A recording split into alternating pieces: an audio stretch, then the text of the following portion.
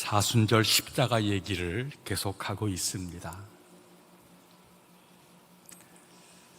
우리의 생각으로는 그렇게 예쁜들의 삶의 스타일로 무슨 돈을 벌겠어? 어떻게 성공할 수 있겠어? 그래서 새로운 방법을 또 새로운 기술을 연마하려고 애를 쓰지요. 지난날의 것을 가지고서는 뭔가 앞으로 나아가는데 그것만은 안 돼. 어떤 우리들의 지혜가 있어요. 우리들의 확신이 있고. 그래서 애쓰고 수고해서 넓혀보려고 모두가 수고를 합니다. 근데 그렇게 하다가 어느 날 한계에 부딪히고 절망 앞에서 괴로워하는 게 우리 인생 여정이지요.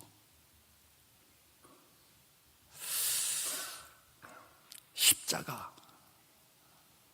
여러분, 십자가에 능력이 있다. 십자가가 지혜다.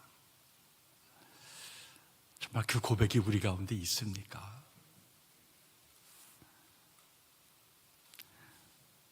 로마의 사형법 가운데 십자가형은 최고의 극한형이었습니다.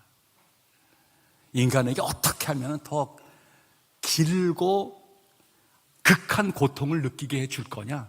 그 사형 방법을 고안해낸 거예요. 원래는 로마 건 아니죠. 페르시아에서 출발했던 거예요.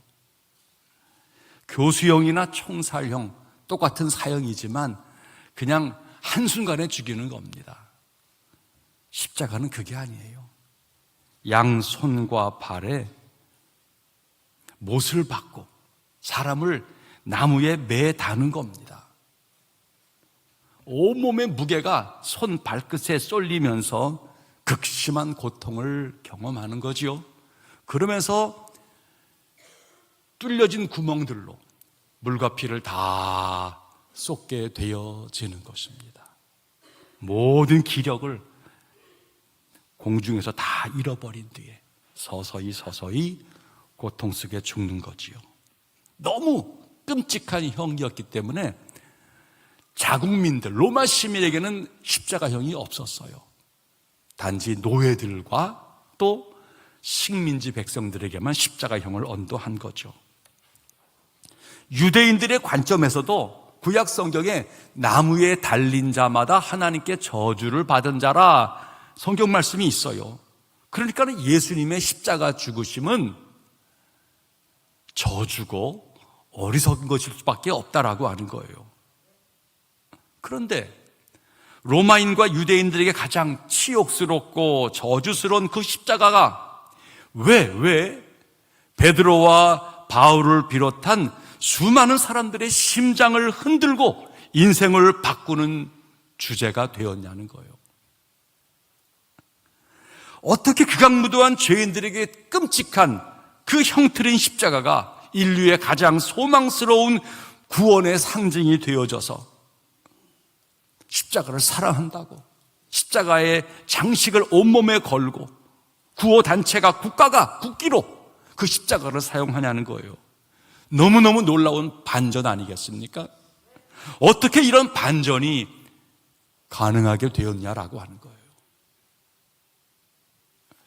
자, 한번 본문 18절과 19절 말씀을 한번 읽어봅니다. 시작. 십자가의 도가 멸망하는 자들에게는 미련한 것이요 구원을 받는 우리에게는 하나님의 능력이라. 기록된 바 내가 지혜 있는 자들의 지혜를 멸하고 총명한 자들의 총명을 폐하리라 하였으니. 아멘. 십자가는 인간의 지혜로 보면 이해가 안 됩니다. 너무 미련해 보이죠. 그리고 기분 나쁜 곳입니다. 십자가는 우리들을 죄인으로 만드는 거예요. 십자가를 받아들인다는 것은 내 자신이 머리에서 발끝까지 내가 아주 지독한 죄인입니다, 이거를 고백하는 게 십자가를 받아들이는 것입니다. 그냥 죄인이 아니라 하나님이 당신의 아들을 죽게 하면서 그 죄의 대가를 지불할 만큼 내가 악독한 죄인이라는 거예요. 그게 십자가를 받아들임이에요. 여러분, 죄인의 특성은 대개 인정하지 않는 겁니다. 내가 무슨 잘못을 저질렀어? 내가 그렇게 큰 잘못 저질렀어? 내가 인정할 수 없지요. 사실 종교도 어떨 때는 자신의 죄를 포장하는 쪽으로 흘러갈 때가 참 많이 있어요. 교회도 마찬가지입니다. 종교 생활 중에 도덕적인 이야기를 듣는 거예요. 마음의 수양 이야기를 듣는 거지요. 그리고 인생 살아가는데 정신적 위안을 주는 메시지를 들으면 마음이 편안해지지요. 좋다. 참 편안하다. 그런데요, 십자가는 그게 아니에요. 십자가를 만나면 불편해지는 거예요. 너 죄인이야? 너 나쁜 인간이야? 이게 우리를 향한 질문이 되기 때문에 십자가를 마주치면은 사람 마음이 불편해질 수밖에 없어요. 사회적으로 그럴듯하게 살아가시는 많은 분들이 교회에 나온 거예요. 당황하시는 거예요. 왜요? 교인들이 다 자신을 죄인이라고 말을 하거든요. 기도할 때마다 죄인, 심지어는 벌레만도 못한 죄, 이런 말들을 하는 거예요. 이 말이 불편한 거예요. 아니, 나도 이 교회, 이 기독교 신앙을 가지려고 그러면 저 사람처럼 내가 죄인 되었다고 아주 가장 못나고 악한 죄를 내가 고백해야 한단 말인가? 불편함이 있어요. 거부감을 갖는 것입니다. 십자가를 받아들인다는 것은 자기 존재를 부정하는 것입니다. 하나님 앞에서 내가 전적으로 부정한 존재라는 것을 인정하는 것입니다. 십자가와 마주치면 내가 붙들고 있는 인간적인 나의 자신감, 나의 화려함 벗어야 되기에 사실 두려워요. 그래서 십자가는 거부하고 싶어요. 종교 생활은 편안하고 부담이 없습니다. 종교의식에 참여해서 나도 그 분위기 속에 들어가는 것이고, 때를 따라 봉사활동을 조금 해요. 거기서 내 자신의 뭔가 보상 심리를 얻게 되어지는 것이죠. 사회활동을 조금 해나가면서 위안을 받는 것입니다. 그런데요, 십자가는 이런 종교적인 것을 거부합니다. 기독교는 단순히 종교가 아닙니다. 종교는 어떤 의식이나 관례, 어떤 기준을 따르는 행동들을 하면 되는 거죠. 기독교는 그런 게 아니에요. 생명이신 그리스도와 만나서 접속되어지는 강력한 사건, 이게 기독신앙이에요. 이거는 종교 생활을 넘어서는 전혀 새로운 영역으로 나아가는 것입니다. 살아있는 교회는 십자가 앞에서 성도들이 자신을 십자가 앞에서 점검하도록 끝없이 강조합니다. 누구든지 교인은 될 수 있어요. 그러나 누구라도 성도라고 감히 말할 수 있는 것이 아니에요.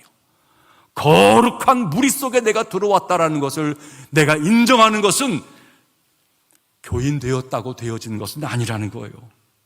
성도는 반드시 십자가를 통과해야, 그리스도의 보혈을 지나가야 진짜 성도가 되어지는 것입니다. 교인은 등록 카드 내면 될 수 있어요. 많은 사람들이 교회에 와서 종교적 행위의 수준에 머물 수 있어요. 그런데 십자가를 경험하지를 못하면 여러분은 진리를 알지를 못한 거예요. 하나님의 지혜, 하나님의 능력이라는 이 십자가를 경험하지 못하면 우리는 그리스도와 진짜 접속 상태가 제대로 안 된 거예요. 여러분, 집안에 있는 여러 가전 제품들, 전원이 빠져 있는 거와 똑같은 거예요. 맞아요. 그럴듯한 냉장고, TV, 여러 도구들이 집안에 있는 거예요. 비싼 거예요. 하지만 그 모든 것들은 작동되려면 반드시 전원에 연결이 되어져야 돼요. 그래야 활용이 되어지는 거예요. 겉모습은 비싸고 귀하고 아무리 자랑한다 할지라도 우리의 신앙생활이 제대로 되려면 그리스도의 십자가와 연결이 되어져야 내 안의 모든 것들이 작동해요. 말씀이 내게서 작동되어지는 것도 십자가를 붙들 때에 말씀이 작동이 되어지는 거예요.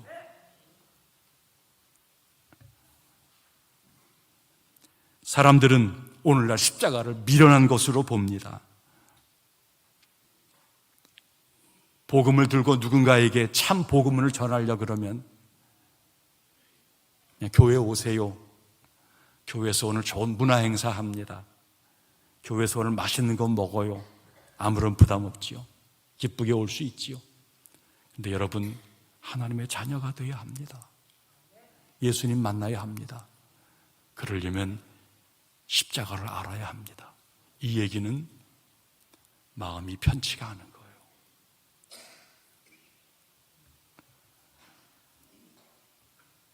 십자가는 우리의 근본 문제, 죄를 건드려요.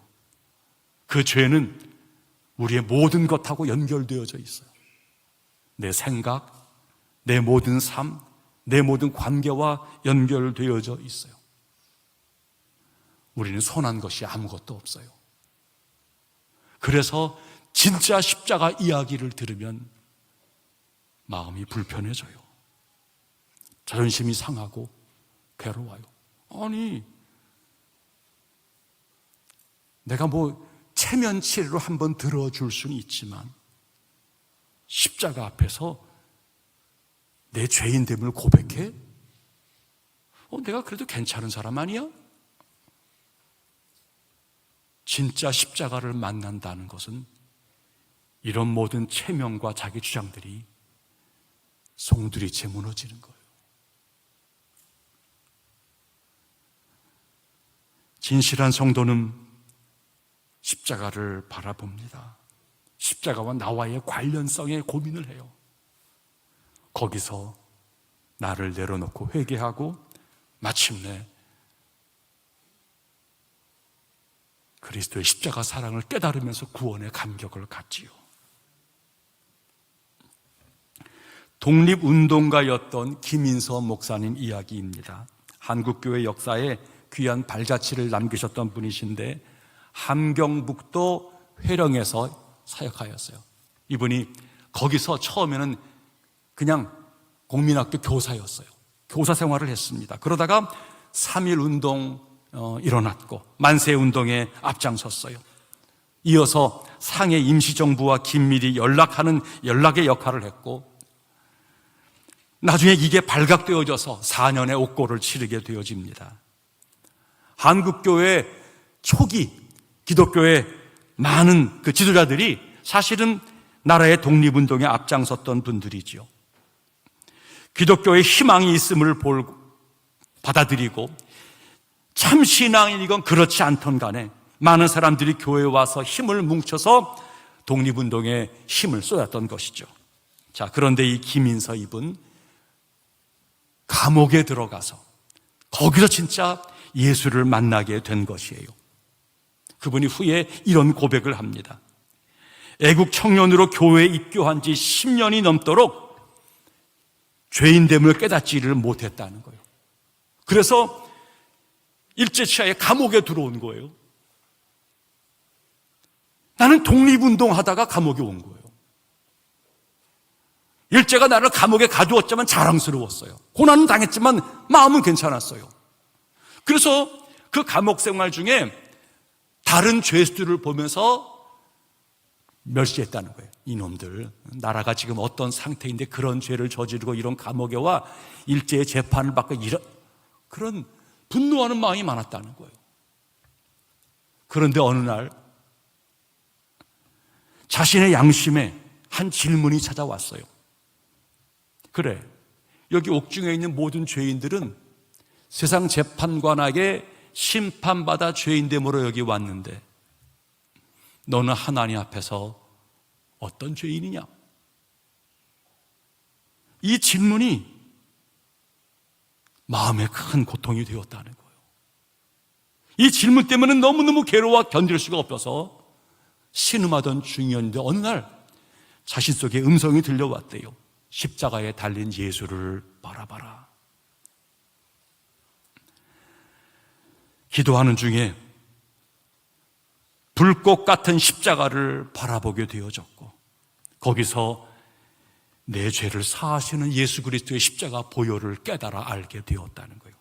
거기서 하나님이 나를 용서하셨다, 나의 구원을 위해서 주님이 보혈을 흘렸다, 이게 깨달아지면서 완전히 새로운 사람으로 거듭나게 되었다는 거예요. 그 다음에 나타난 현상, 내가 여기 있는 다른 죄수들보다 내가 더 큰 죄인이다, 그 고백이 생겨났다는 거예요. 독립운동하다가 죄수가 되었지만 여기 모든 잡범들보다 내가 더 큰 죄인이다, 십자가를 붙들면서 그것을 깨달았다는 거예요. 이게 깨달아지니까요, 그 다음 나타난 것이 뭔지 아세요? 예수님이 나의 예수님이 된 거예요. 성경이 나를 향한 하나님 말씀이 된 거예요. 십자가가 내 십자가가 되어진 거예요. 천국이 내가 가야 될 곳이 된 거예요.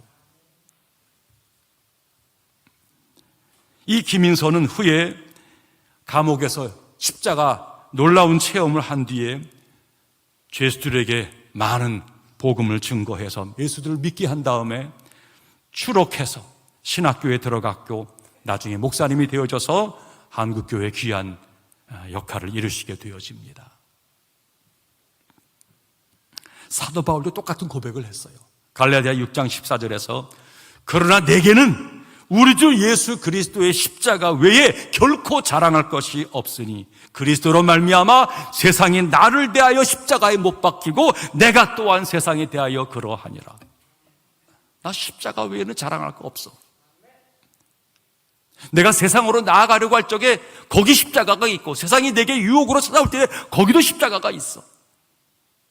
십자가만이 내 유일한 가치와 생각이요, 십자가만이 내 모든 지혜와 능력이 되어져.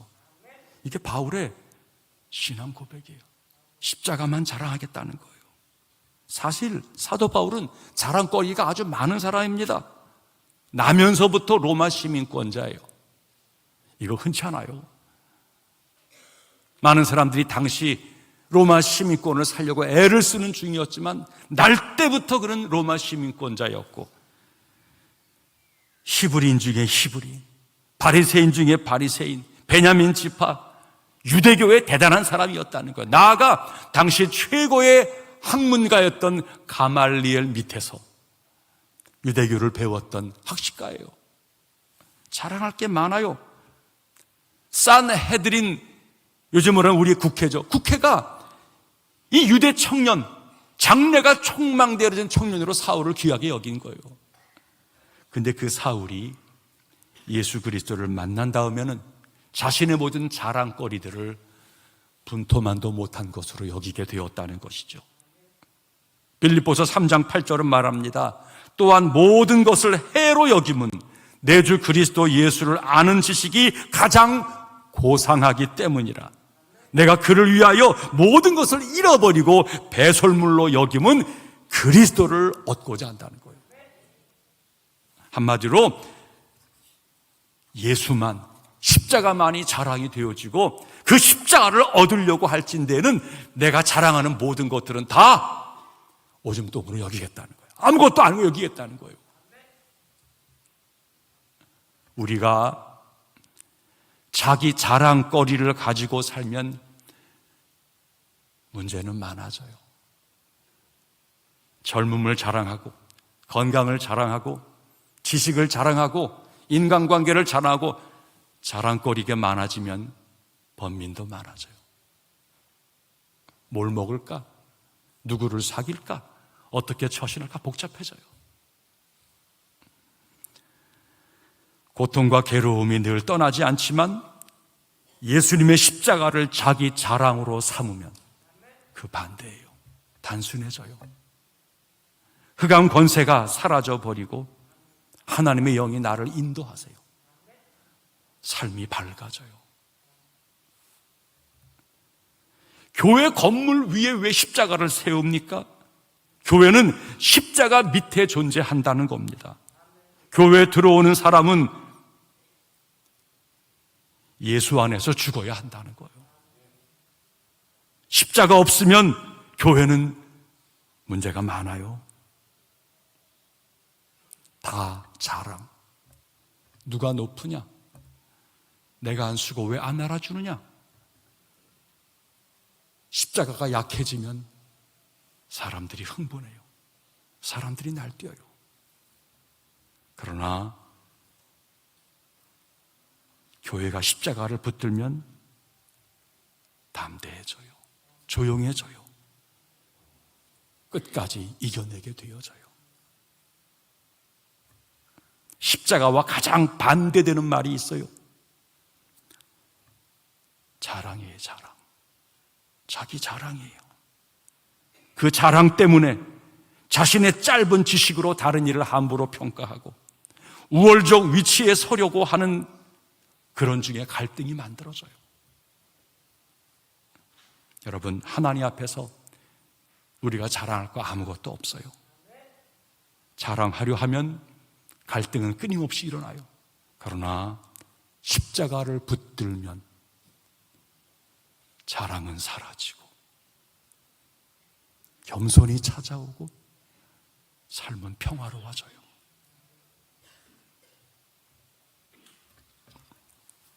(23절과 24절) 말씀, 23, 24절 시작.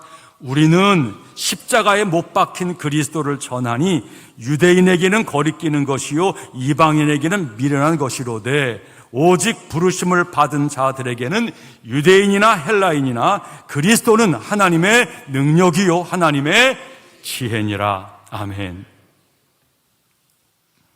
우리가 자기 자랑거리를 가지고 살면 문제가 많지만 십자가를 붙들라는 거예요. 십자가는 어떤 철학이나 개념, 사상을 가리키는 게 아닙니다. 십자가는 하나님께서 우리를 향해서 당신의 구체적 행동을 벌였다는 거예요. 십자가에는 위대한 하나님의 사랑 자체가 드러나 있다는 거예요. 우리가 어떻게 하나님을 만나겠습니까? 하나님과 우리 사이에 만나는 접촉점이 있을 거 아니겠습니까? 어떤 사람들은 꿈을 꾸다가 특별한 사건 속에서 만났다 그런 얘기를 합니다. 그럴 수 있습니다. 어떤 재난의 현장에서, 어떤 특별한 위기 속에서 하나님의 경험을 했다라고 이야기하는 거예요. 그런데요, 기독교의 가장 정상적인 하나님을 만나는 그 접촉점은 그리스도의 십자가예요. 십자가에서 하나님과 우리가 대면하는 거예요. 예수의 보혈과 그 찢기워진 살, 그 죽음의 자리에서 우리가 하나님과 만나게 되어지는 거예요. 십자가에 하나님의 사랑, 지혜, 능력이 응축되어져 있어요. 하나님은 단순히 꿈결에서 신비하게 몽롱하게 만나는 대상이 아닙니다. 자기 아들을 십자가에 죽게 하신 2000년 전 골고다 언덕의 그 십자가 사건이 오늘 나를 위한 것으로 내가 고백하는 거예요. 거기 하나님과 내가 십자가에서 대면케 되어지는 거예요. 마침내 그런 고백을 진실로 하게 하는 중에 십자가를 통한 아들을 내어주신 하나님의 사랑이 내 안에 찾아오는 거예요. 이런 만남이 이루어지는 거예요. 거기 구원의 문이 열리고 거기 내 삶의 자유로움과 담대함이 생겨나고 거기 갈 길이 보여지는 거예요.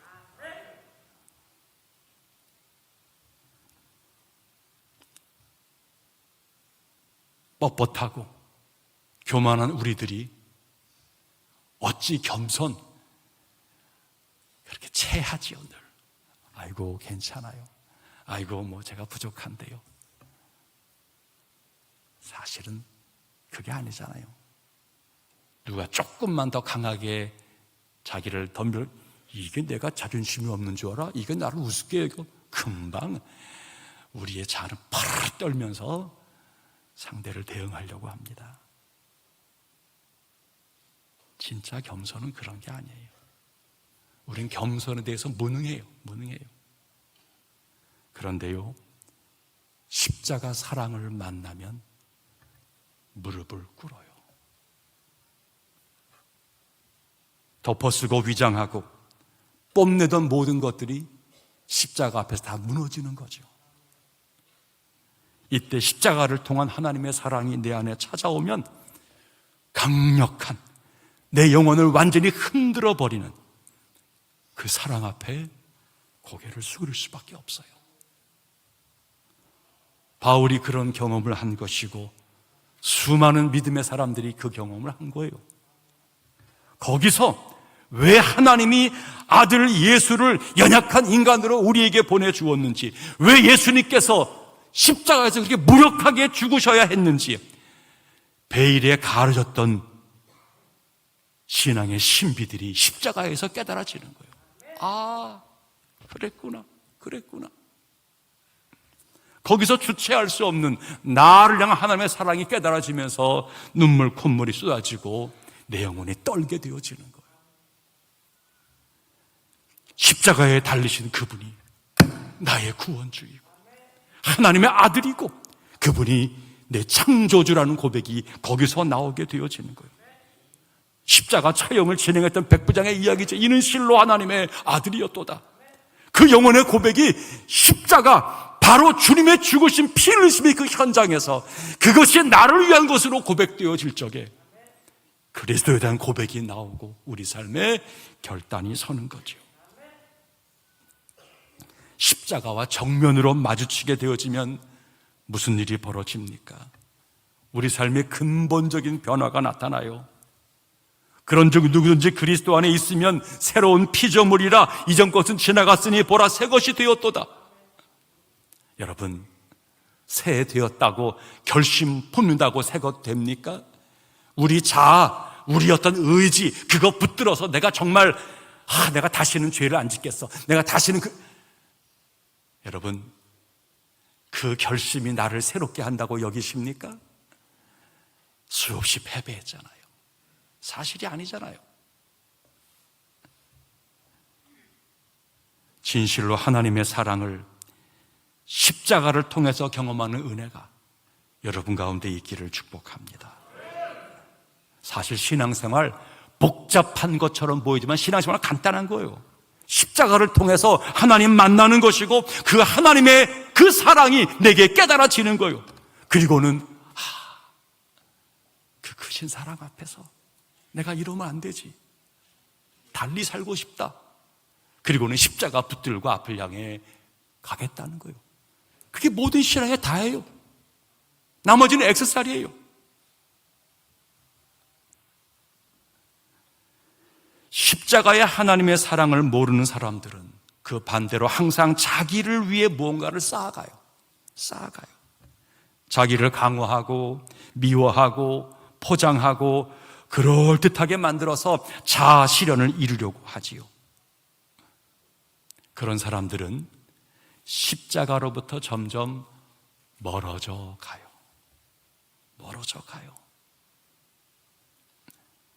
자신의 의의를 쌓는 종교 행위가로 점점 세련되게 만들어 가는 거죠.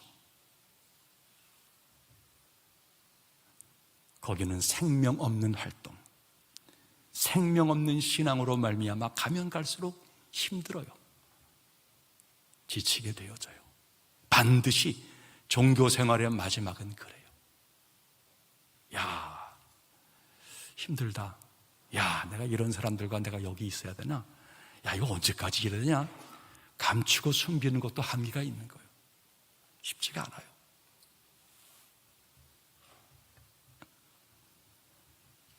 그런데 십자가를 통한 하나님 사랑을 만나는 거예요. 하나님의 사랑은 격정적이에요. 강력해요. 죽음보다 강합니다. 아들을 아끼지 않으신 하나님의 사랑, 그것이 밀려올 때는 우리는 주체할 수 없어요. 하나님이 내게 집중하시는 거예요. 나만을 사랑하신다고 느껴져요. 이 온 우주에 나 하나만 있어도 나를 위해서 죽으신 예수가 깨달아지면 크신 하나님의 사랑 앞에서 마치 내 안에 딱딱한 것들이 균열이 가죠. 그 교만, 그 강력한 자아, 그 고집들, 이것들이 깨지게 되어지지요.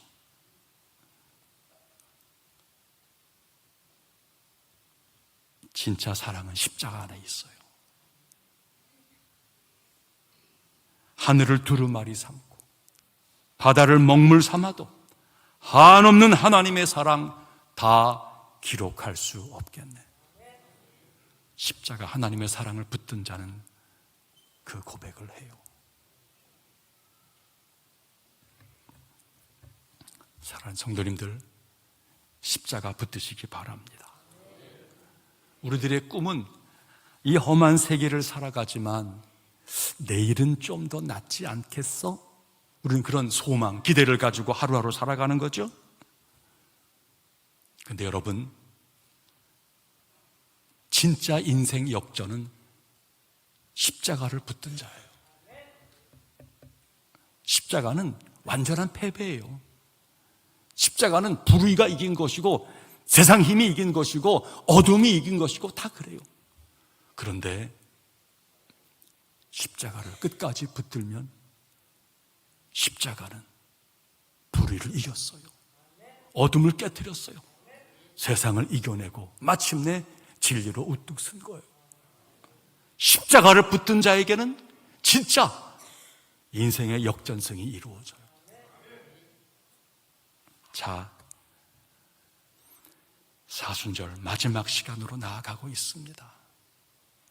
세상에 붙어있던 찢기와 같은 마음들 십자가 앞에 내려놓으시고 십자가에서 진짜 여러분의 자아가 회복되기를 축복합니다. 그 과정이 거칠 거예요. 부끄러운 내 자아가 드러나는 그 시간이라 할지라도 용납하시는 하나님의 사랑 때문에 사순절 하나님께 깊은 감사가 고백되어지는 은혜로운 사순절 다 되어지기를 소망합니다.